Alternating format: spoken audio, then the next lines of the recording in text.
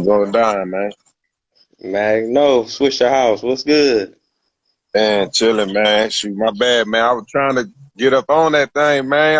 I don't know what it was doing, man. I done changed the setting in two, three different places, man. But it's a new phone, so you know what I'm saying? Shoot, it's Right, it's all all good. It's all good. It's yeah. definitely an honor. Where you at? You in H-Town? Yes, sir. H-Town, Northside, Greens Point, West Green Road, baby. All day representing. So, man, I ain't gonna hold you up. I know you got a lot of moves to make. We're gonna get right into it. Peace and blessings, Yeah. everybody. Thank you for tuning in. This is another episode of Ye Speaks. We got a very special guest in the house, a legend, a pioneer in the rap game in Houston and screwed and chopped music, very lyrical, very artistic, very creative, many classic Appreciate it. mixtapes. Most definitely. So my first question is, when did you start rhyming? Shit, I started rhyming on the cool, like, shit. Like I always tell people, I started kind of late. I started like uh freshman year or the summer before going to college or whatever. You know what I'm saying? I was going to a little community college, you know what I'm saying, across the street from my high school. So the summer after I graduated on the cool. Okay, Yeah, okay. So you started kind yeah. of late though. As lyrical as you are, you know what I'm saying? You got like real heavy bars, you know what I'm saying? Yeah, man, shoot, a lot of that content just come, from growing up at H time, and I always knew how to write. So it's kind of like discovering a talent you got real late in the game. I Oh was yeah. shit. I thought I was gonna go to the league, man. I was, basketball player, man. You know what I'm saying? Shoot, Right. that was my thing. Yeah, that was my thing, man. So I never did give myself a chance to discover I had the talent to do it until basketball didn't pan out. So that's kind of what Okay. happened. Yeah. Right, right. But you took some lemons, man. You made some straight lemonade with that, man. Who were some of your influences growing up in H-Town? Man, shoot, I used to always listen to back in the day, shouts out to Kinfo Joe, that's my first cousin.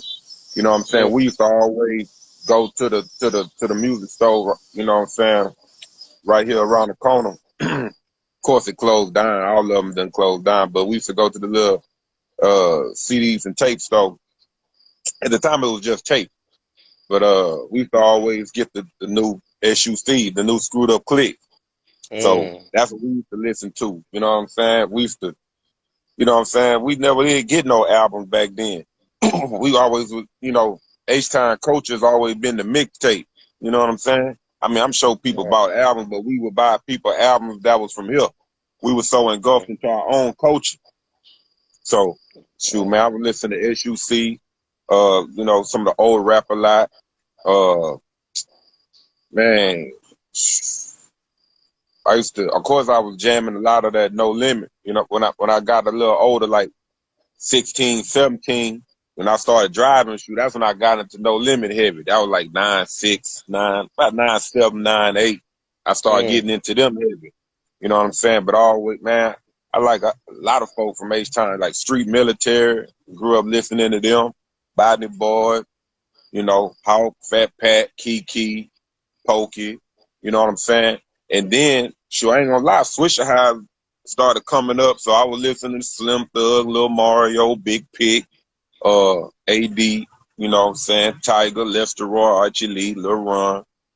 I mean, you know what I'm saying? Anybody that was really doing their thing in the mid to late 90s, that's what I was really on, you know what I'm saying? Yeah, yeah. Thank you for sharing that, man. You truly are blessed to come from a city with so many heavy hitters, talented people, man. Scarface, Devin the Dude, the Ghetto Boys, 3-2, Yeah, all them yeah, cats, you know what I'm saying? Swisher House, Screwed Up Click, yeah. man. It's And I amazing, was man, how much jamming all of time. them, man. I had so many tapes, you know what I'm saying? And then when it switched over, I hated when it switched over to CDs because then, sure, I had so many tapes I wasn't using no more. It started looking crazy still having a cassette when the CD thing was popping. So, man, I still got my cassettes on the cool. A lot of them I still got. Some of them I lost over the, last 20 years. But Hmm. still got a lot of my cassettes, man. You know what I'm saying? There's nothing to play them on. But, they just sentimental value. But, yeah, man, always was a big fan of the music, so that's why I think I was able to segue into, you know, rapping like that, because I already had the writing skill. You know, the content, which I grew up in Greenspoint, man, there's nothing but content to write about around here. You feel me? The whole North, really. You know, Greenspoint Acres, Homestead. That's you know, little stumping ground that I just moved around, but mostly Greenspoint. So there's nothing but content to rap about. So that's how it went. You know what I'm Okay, okay, man. That's a blessing, man. Them tapes is highly sought after, man. You know, out of towners be foaming at the mouth just to have one tape, and you probably done had hundreds or dozens of them, you know?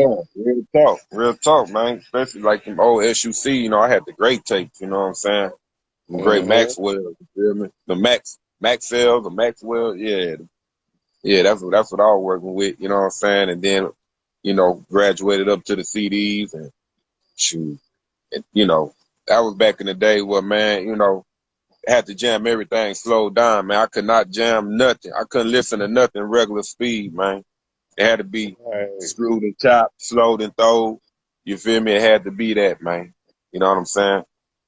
Real. Mm-hmm. Mm-hmm. I mean, I Uh, don't know. You may be able to attest to this. I'm from Cleveland, Ohio, so you know we love H-Town. We've been rocking with Jay Prince and Rap a Lot and Kiki yeah. and you know Swisha House Hey, the land from the been beginning supporting, to end. man. I did a show out there a long time ago. Did a show out there like 2004. Might have been '04, maybe '05. But yeah, the land showed a lot of love, man, at old Cleveland, man. We came Oh out yeah. there. It was forgot the homie name, man, but he had booked us and, you know, we flew out there. He, you know, took us to all the little hoods or whatever, but then he took us to St. Clair. He took us to St. Okay. Clair. And we hopped out on the block over there, man. It was showing big love, man. Like, which is crazy for me because, you know, I think that was the furthest away I've been from my region. So yeah, Wow. man. Shout out to Cleveland, man. They was showing big love, man. For real, for real. Oh yeah, Yes, sir. all day, all day. Now I got a question for you. Listening to them tapes, you know, you always hear about the north side and the south side. Like even in Cleveland, the east side and the west side is different. Is Right. Houston like that or You know, in the '90s it was. You know what I'm saying? Like okay. in the '90s, man. You know, everybody. You know, the North and the South was. We had a lot of controversy going on from the street. I mean, and this one I was still. You know, it really was the generation above us. You know what I'm Right. saying? So it was like the dude that was probably like they probably 50 now. You know what I'm saying? Like the Hmm. dudes that's like probably 10 years or older. You know what I'm saying? A lot of that was going on. Like the most heated part of the controversy was going on probably when I was like in middle school. You know what I'm saying? And Right. going into high school. But yeah, it definitely was deep because, you know, we was raised up under that, so we was on some, man, this north side over here. You know what I'm saying? It just, Mhm. and it's like it's like Muslim and Christians. You feel me? You know what I mean? It's like it's the same. It's the same concept, but from a different perspective. And, you know, it's all H-Town culture, but you know, South Side did it their way and North Side did it our way. I'm talking about from everything, how we dress, you know, cars, you know, how we fix our cars up, our hair. You know, they had a bald phase. We had, you know, the braids. You know what I'm saying? It was just back Mhm. then you could really tell a North Side dude from a South Side dude. You know, Right. so the culture was slightly different. You know what I'm saying? As far as that, you know, the subculture. But at the end of the day, it was all H-Time, and I think that's why we was able to get past that. You feel me? Like today, I feel like it's cool. You know what I'm saying? And real Right. Right. recognize real. You know what I'm saying? That's where it's at That's now. that's beautiful, man. That's beautiful. Yeah, So my question real is this. recognize real. Did you come into the Swisher House with Mike Jones, or you went to the Swisher House by yourself first? What happened first? Did you connect with Mike or the Swisher House first? Well, see, I knew Mike from high school. Me and Mike knew each other from freshman year at Nimitz. You know what I'm saying? He went to Mm, Nimitz, I want to say ninth and 10th grade. So me and him, we knew each other 14, 15 years old. We used to play against each other in the Little League basketball team. You know what I'm saying? The Greenspoint YMCA. So me and him was already familiar with each other. But I had lost contact with him for probably 2 or 3 years because he had ended up going high school somewhere else.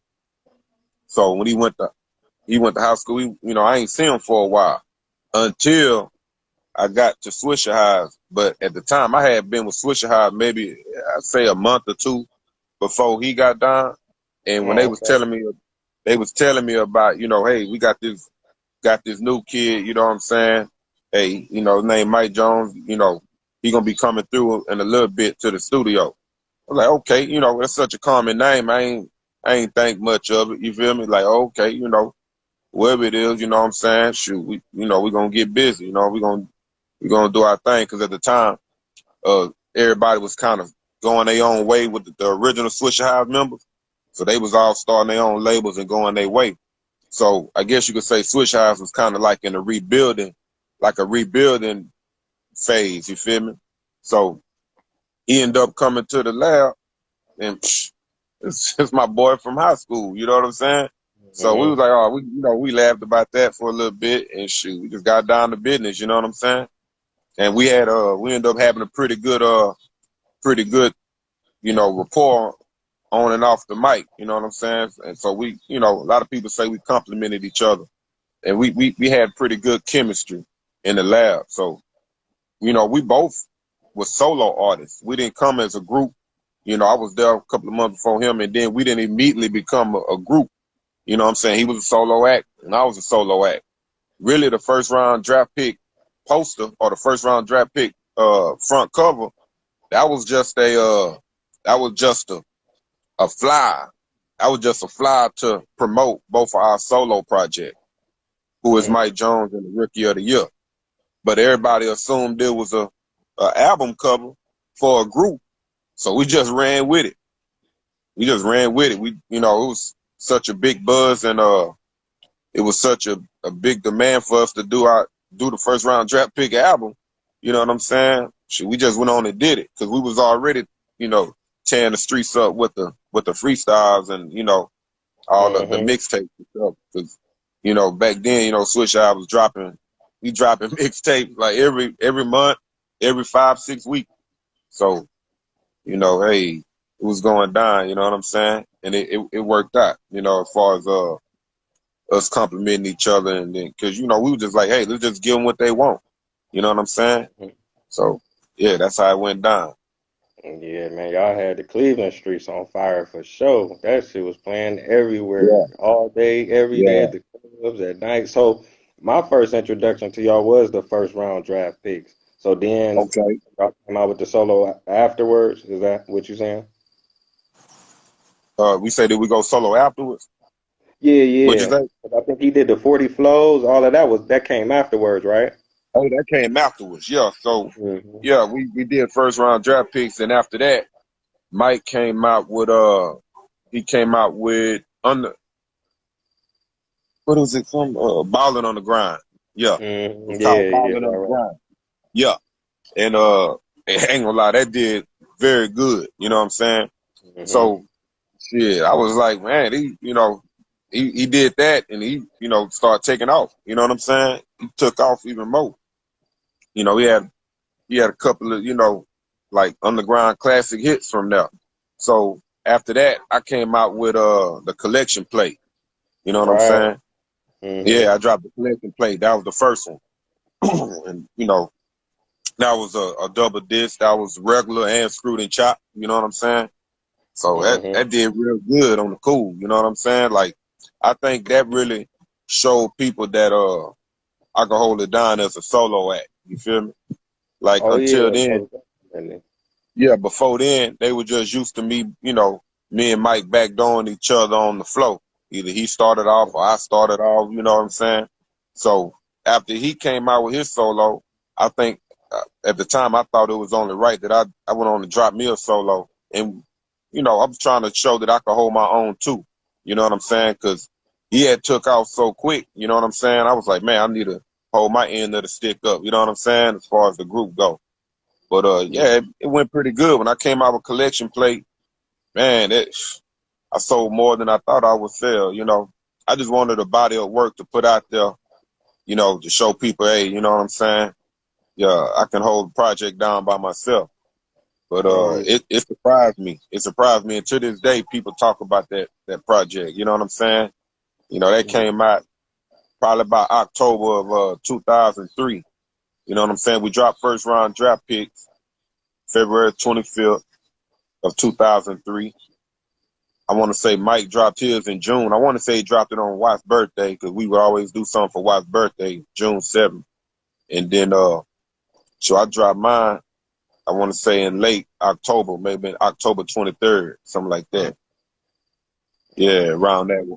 October. It was sometime in October, though. It wasn't that, but yeah. I dropped that, and we dropped out. You know, that was all in 2003. So 2003 was very productive. You know, and by me doing that, that kind of showed I could hold my own. So yeah, you know what I'm saying. And that Yeah, project, yeah. shoot, it's almost 20 years old, man. People still talk about it to this day. Yeah, most Yeah, definitely. I bless. mean, you more than showed you can hold your own, because like almost all your verses was filled with bars and punchlines and metaphors. It almost Yeah, seemed like, you know what I'm saying, it came natural to you, and people not realizing how much work that takes to construct the things that you were saying, because a lot of other rappers was right. rhyming simple things. A lot of the stuff you were saying, it was Yeah. lyrical, you know what I'm saying? Most definitely, most And at the definitely. time, you know, when I first started rapping, you know, like you say, everybody used to have the you know, we had that what we call the I'ma come down flow, you feel me? You know, Hmm. that's H time. And I love that. I love that type of flow, you know what I'm saying? But I just knew that coming out, I was gonna have to be a little different. You know what I'm saying? I was gonna have to stand out because, you know, shoot, it's H time, man, the fourth largest city, man. You know what I'm saying? We got a bunch of rappers out here. And I mean, it's not as it wasn't as much then as it is now. It's even more now. But back then, you know, hey, if you was gonna come out then, you have to be saying something, or at least be saying what you gonna say in a slick way, you know, with your own style, you know. So that's what I set out to do. Most Yeah, definitely, man. Definitely held on. Oh, 03, I was a senior in high school, so I remember that year real well. I had my first little car, I had a Cadillac. I was bumping yeah, 90% screw music, man. Y'all had some class that day-to-day grinding, that one with Chameleon there. What else? That baby remix with Ashanti. That shit yeah, hard. yeah, man. We had to do something for the ladies, man. Yeah, go together like fiends and rocks, rings and drops. You was killing them with that. Yeah, man.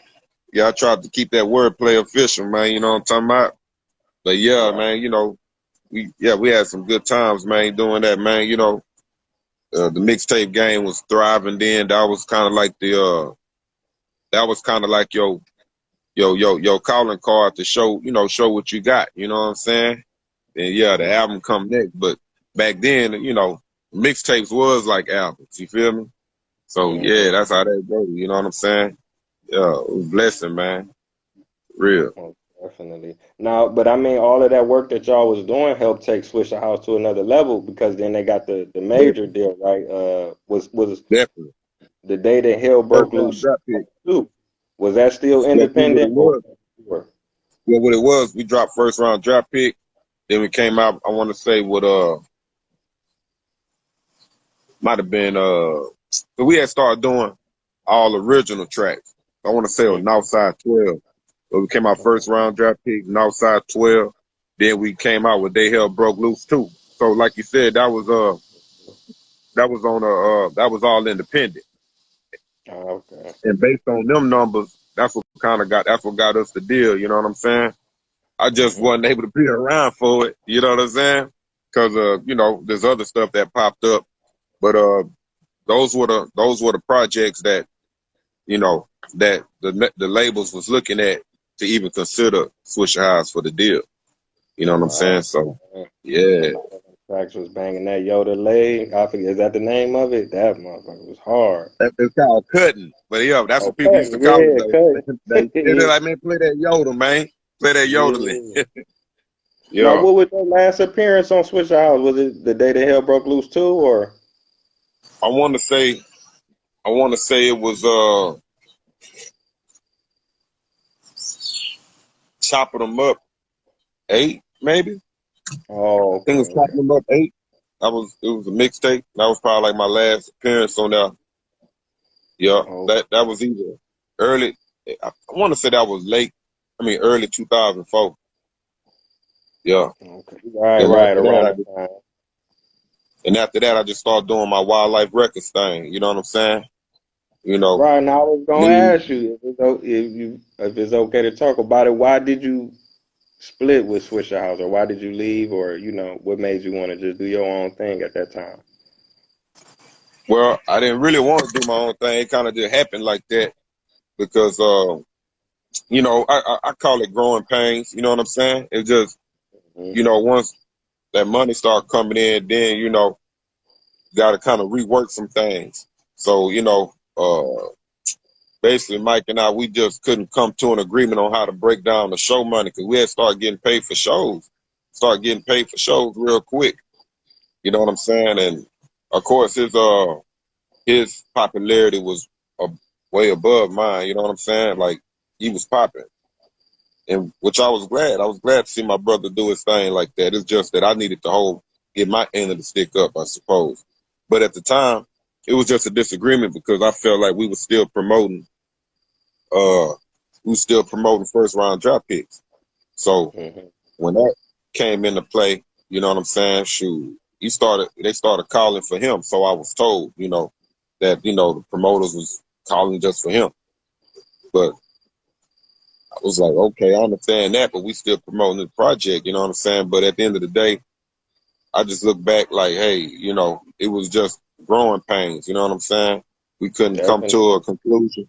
We couldn't come to a conclusion on that. So he went on his way and kept doing his shows, and I went on my way and doing my shows. I started booking my own shows. You know what I'm saying? Shoot. My cousin Pinfo Joe started coming on the road with me, you know what I'm saying? Shoot.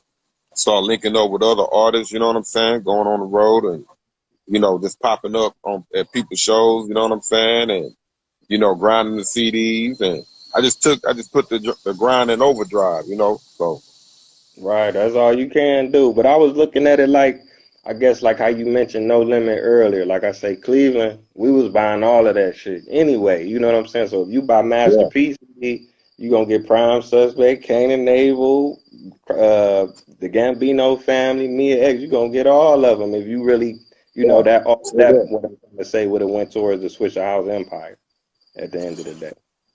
Yeah. You know what I'm saying? And, like I say, it was unfortunate at the time, but I just kept on grinding, man. You know what I'm saying? And that's when I realized the fans that I did have, shoot, they was loyal. It was, like cult following at the time. Like, shoot, whenever I dropped, it hit the stores, they go get it. You know what I'm saying? It was love. You know what I'm saying? So Okay, yeah, now I got a question for you. Now you ended up connecting with DJ Clue, right? On Desert Storm. that's true. Yes, sir. Okay. Can you Yes, talk sir. about that? What was that experience like? Did you actually go out to New York or you was just kind of going Yeah, back and forth? I was going to New York. I go out there and stay like a month or so at a time. You know what I'm Okay, saying? To where I'm starting to get homesick, man. I want to go back to Texas, man. But it was like right. I was grinding though. It was, I was grinding, but it was fun. You know what I'm saying? I hooked up with DJ Clue through his cousin DJ Storm. Shouts Hmm. out to DJ Storm.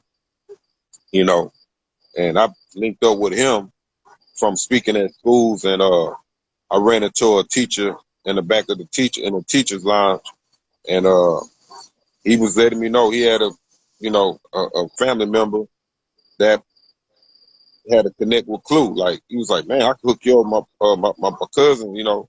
I guess it was his cousin-in-law or it was an in-law. I think DJ Storm was his in-law, and he was saying Wow. he could hook me up with Storm because Storm does mixtapes, and he was saying through Storm, I could also link up with Clue. Like both of them was DJs. He's a DJ down here.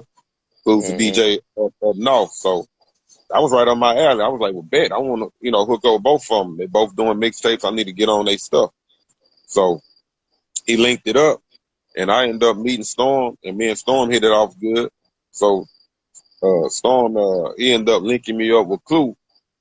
From him, he was like, hey, man, I'm finna be, going back up top because Storm is originally from New York. So he was like, hey, Oh, okay. I'm finna be going up top pretty soon. You know, hey, you ought to come with me, man. You know, let's get some work done. So I went up there, ended up meeting him, Fabalous, Joe Budden, Ransom, Stack Bundles, you know, the whole Desert Storm. You know what I'm saying? So ended up meeting up with them and, you know, doing work with them. Like Stack Bundles was on my new print and my new print 1.7 project. He was on Man, both of them. R.I.P. Stack Bundles.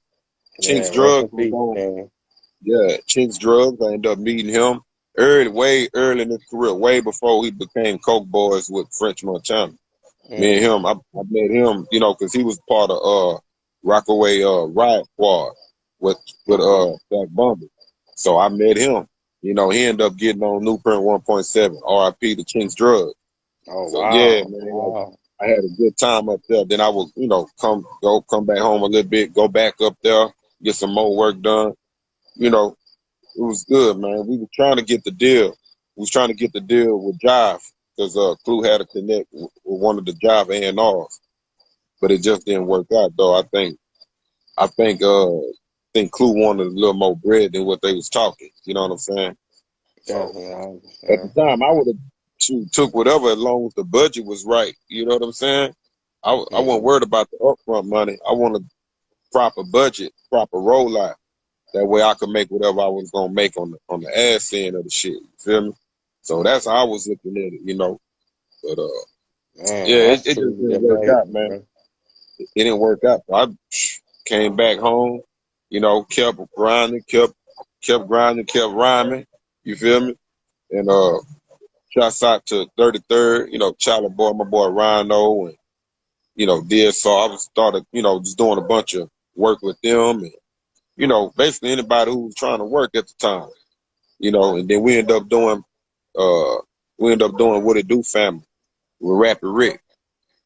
So Okay.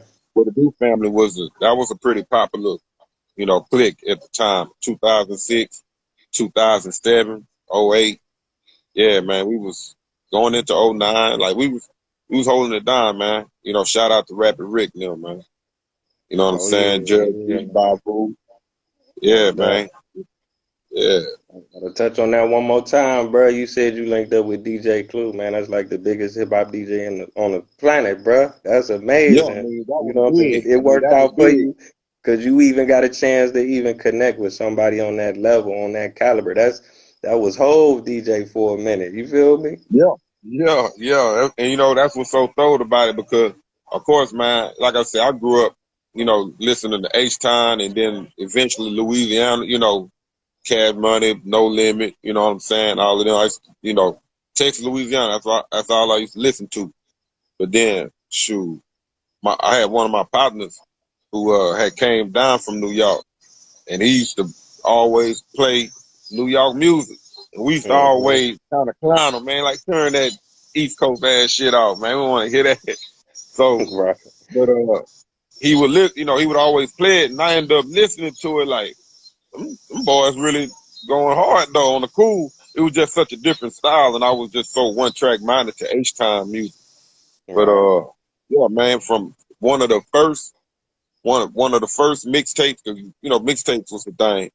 But my boy would always have Clue tapes. He always had DJ Clue tapes.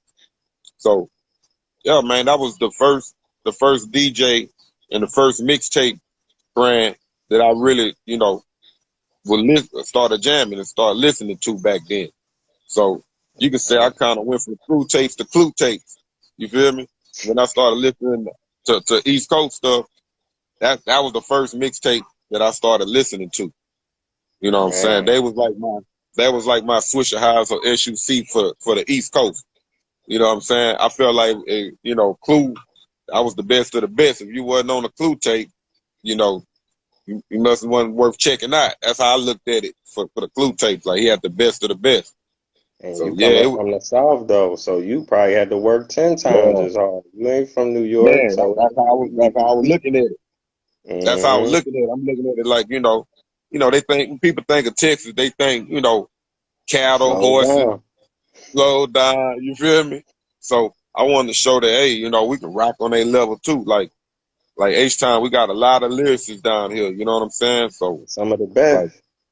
yeah, you know, like, you know, that boy Camille, you know, he was like one of the first people that I, you know, heard, and I was really like, oh, you know, so yeah, Hmm. you know, just yeah, man, I felt like I had to represent, you know what I'm saying? Ah, man, you represented well. Now, the track you did with Fabalous, was that on his album or was that on the mixtape? That was he had on the album called I want to say it was called Loso's Way. Loso's Man, Way. Now I man, don't think that's, I don't think he pushed it as a mainstream album, but it was considered a street album. He was doing like street albums. You know what I'm saying? So I yeah, tell you, Loso's Way. that's Yeah, amazing. smoking and sipping. Yeah, smoking and sipping, man. You know what I'm saying? Y'all go check that out, man. You know what I'm saying? Yeah, I Yeah, know the man. track, but I was just making sure like that was on his album, and then that's Yeah, one of his more definitely. memorable albums. But then you said you got a track with Chinx and you got a track with Stack on some of your Yeah, mixtapes too. on New Print 1.7 And this was in in the 2000s, right? 2004. I think I dropped both of them in 2004. Man, it was some of the hottest Yeah. dudes in New York City, period. Yeah, man. Rest in peace to them boys, man. You know what I'm saying? They always showed me big respect, man, and I've returned it. You know what I'm saying? We just hit it off because, you know, we coming from two different regions, you know what I'm saying? But I think they respected, you know, that I had a respect for lyrics, you know what I'm saying? So it's like I had a respect for their culture, and then at the same time, they showing respect for my culture, you know. If you hear them on the track, shoot, them boys kind of were turning their H-Time on a little bit, you feel me? So, Hmm. hey, it was going hard. It was going hard, you know what I'm saying? That was at the time where, you know, you had them East Coast dudes that was trying to show that, hey, they can come down here and rock too, you know. Hmm. After the boys started doing, you know, doing stuff with, you know, Southern producers and stuff like that, you know. So yeah, that was done some good times, man. I had a good experience, you know, with the whole Desert Storm thing, man. Like that was real cool. Going to New York, that whole culture, like it's real different from H Town. You know what I'm saying? Yeah, definitely. You went Yeah. out there with the whole state on your back, bruh, and you rocked with the best of the best, man. So I ain't gonna hold you up. I see it's getting a little dark out there. Are you still doing music? Are you Hold on, producing? let me You see got if a I can label? feel it. You say if I What'd you got say? what? No, no. Okay, No, I was asking you. Are you still doing music? Are you still dropping mixtapes, albums? Do you got a label? You got any artists? You got any upcoming books, documentaries, anything that you're working on? yeah, man. Shoot, I'm steady dropping music, man. I'm steadily featuring on people's projects. You know, steady going to do shows. You know what I'm saying? Just trying to stay active, try to keep a level of relevance going. You know what I'm saying? Just trying to crank it on. You know, crank it back up. I had chilled for a little bit. You know what I'm saying? Just just to live life. You feel me? And enjoy life. But Definitely. music, yeah, music always been a part of me. So yeah, that's my thing. But yeah, I dropped a new single. It's called Lit. You check that out on, you know, Spotify, Apple, whatever, you feel me? You know what I'm saying? Um I dropped in the meantime, you know, I don't know if the last project boys heard from me, but man, I'm gonna just give a little rundown. Hey man, y'all make sure y'all check out that Magno mixes. Magno Mixes Volume 2. Pretty soon I'm thinking about, you know, whipping up a Magno Mixes Volume 3. But yeah, check out that Collection Plate Part 2. You know what I'm saying? Uh, I came out recently with Green's Point of No Return, then Green's Point of View. You know what I'm saying? So I'm from Green's Point, so I had to do projects that are, you know, dedicated to the hood or whatnot. But Right.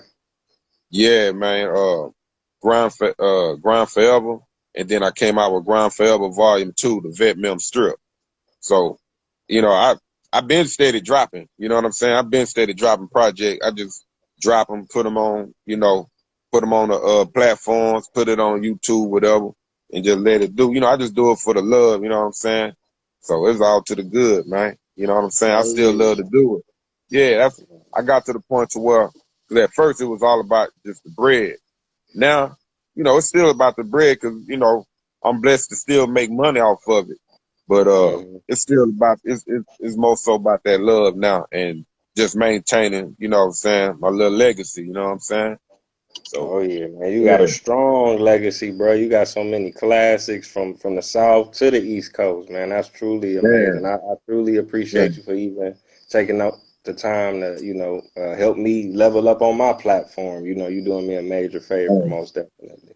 it's all to the good, man. Hey, I appreciate you, you know what I'm saying? You know, tell everybody, hey man, everybody check me out, man. At Magno page, you know what I'm saying? On the Twitter and at Magno underscore you heard, you feel me? That's on that IG, man. Y'all check me out, you know what I'm saying? So hey, it's still going down, man. Check me out on that YouTube, man. You know, Magno or the Swisha Highs. You feel me? Just type in Magno or the Swisha Highs. You know what I'm saying? All my latest work will come up, man. You know what I'm saying? I've been steady going with it, man. Just having fun. You know what I'm saying? And me and Mike Jones, we talking about dropping draft picks too. You know what I'm saying? Mm, We've been doing a couple mm, little, little tracks and stuff. We've been performing together. Last man, probably about a couple of months ago, we had did something together. We had did like about 3 or 4 shows straight. You know what I'm saying? So man, do that's that, that's my okay? boy. That's my boy still, man. Shoot, over Mm, 25 years now. So it's we all look to the forward good, to man. that. Yeah, it's all to the good, man. One of the latest tracks we dropped was called All Good.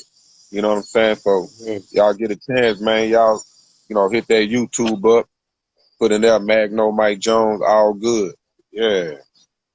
You know what I'm saying? So it's still going down, man. We having fun with it, man. All right, King. I'm gonna let you get back to what you was doing, man. Be safe out there, and thanks again. I That's the truly bet, man. appreciate you. You a legend, bruh. Already appreciate it. All Man, right, 100, peace, man. man. Thank you. Yes, Peace. sir. All right.